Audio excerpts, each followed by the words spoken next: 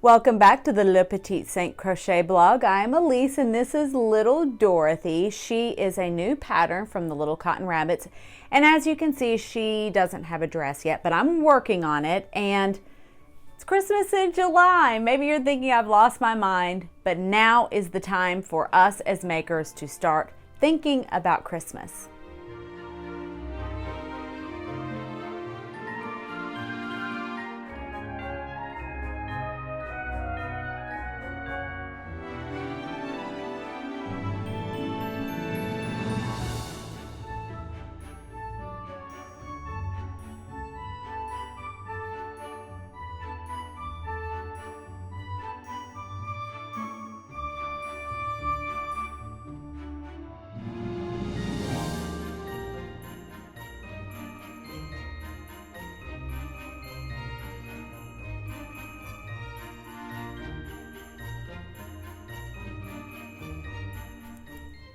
I'm giving you a little warning that when I tell you these facts, you're going to be in full possession of this knowledge. There are 174 days until Christmas, 4,176 hours until Christmas, 250,560 minutes until Christmas, and 15,033,600 seconds. That's not that long.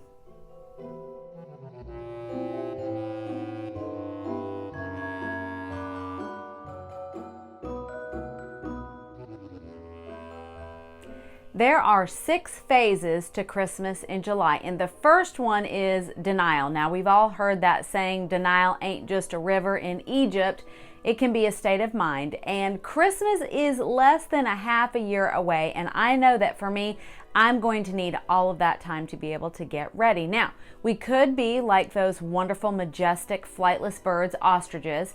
They are experts at denial. They just stick their heads in the sand. But if we really, truly want to be ready this Christmas as makers, we've got to get ourselves together and create a plan.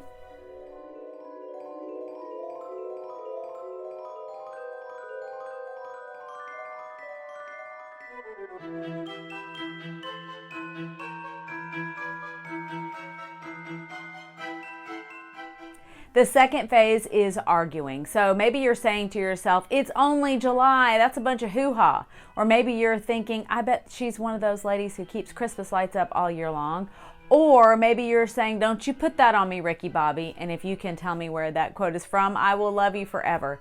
But here's the truth. I am one of those people, I don't want to hear Christmas music before Thanksgiving. I really don't want to hear Bing Crosby crooning all about mistletoe and sleigh bells. But we've got to be realistic. We only have 174 days until Christmas, and we're going to need that time. So whether or not you are selling handmade, or maybe you're just making Christmas gifts this year, we're going to need all of that time, and we need a plan.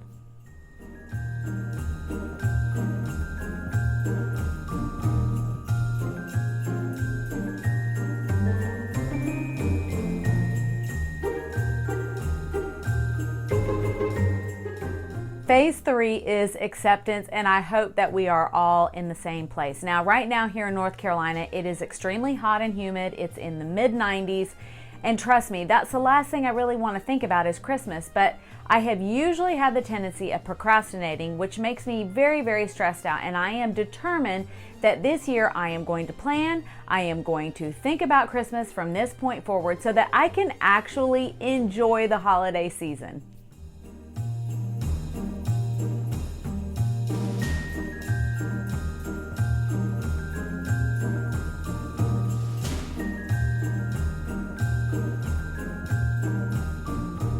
Phase 4 is plan, and this is the part I really like, because what I like to do is take my goal and then work backwards to figure out what do I need to do from this point forward to be able to accomplish my goal. So I'm going to actually give you my real life scenario here.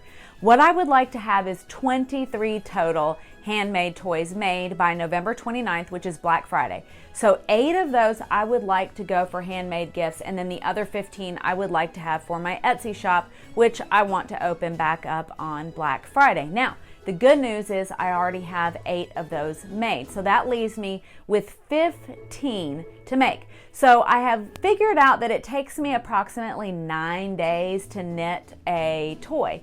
And I like to keep that, I'm not going to condense that at all. I want to keep that pretty wide open. So 9 days is about what it takes me.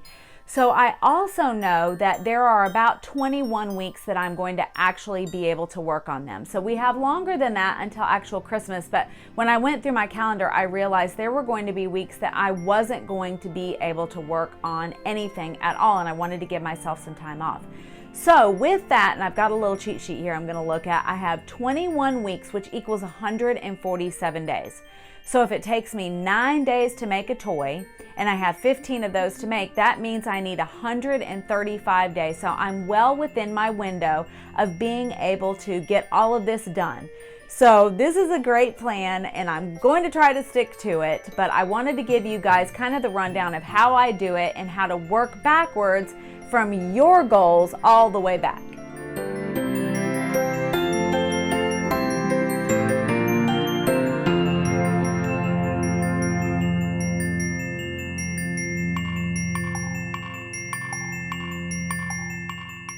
Phase 5 is to stay focused, and this one's gonna be so hard for me because guys, I'm like a squirrel.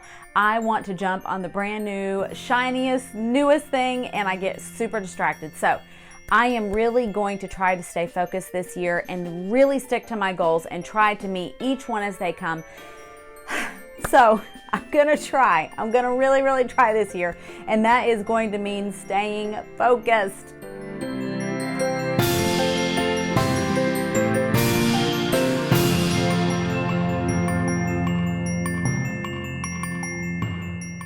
Phase 6 is to have a plan B. And maybe you've heard the saying, the best laid plans of mice and men. And we've all done it. We have all created these grand plans and then watched them completely fall apart as we go along. And here's the deal. I think we all need to have a plan B, and I certainly do. And basically what I have decided to do is to prioritize the handmade gifts over the Etsy shop. So my goal is to have 8 handmade gifts ready to go by Christmas time. If that's all I get, that is the basic goal. So even if I don't get anything in the Etsy shop, oh well, that's just going to be the way it is. So for me, having a plan B is really important, and maybe I should have a plan C, D, and E as well. But for right now, I'm sticking to that, and I will be able to adjust and pivot as I need to. But for right now, I'm going for plan A, which is to have all 23 made, and that is a great goal, and hopefully I'm going to stay focused through it all. But then I'm also going to have plan B, which is, hey, I really am going to focus on those handmade gifts and making sure that that happens.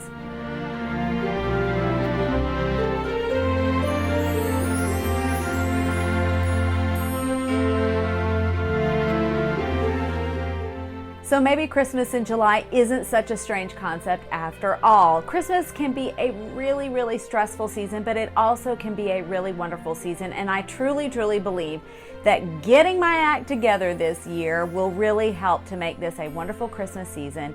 And I hope all of this helped you as well, and that as you go through the 6 phases, I would love to know what your plans are. What are your goals? How are you going to accomplish them?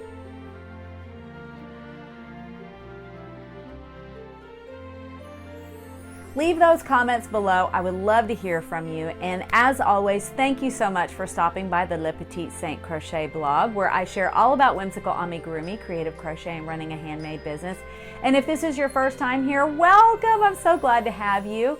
And if you would hit that subscribe button and that like button, and maybe share this video with people that you know.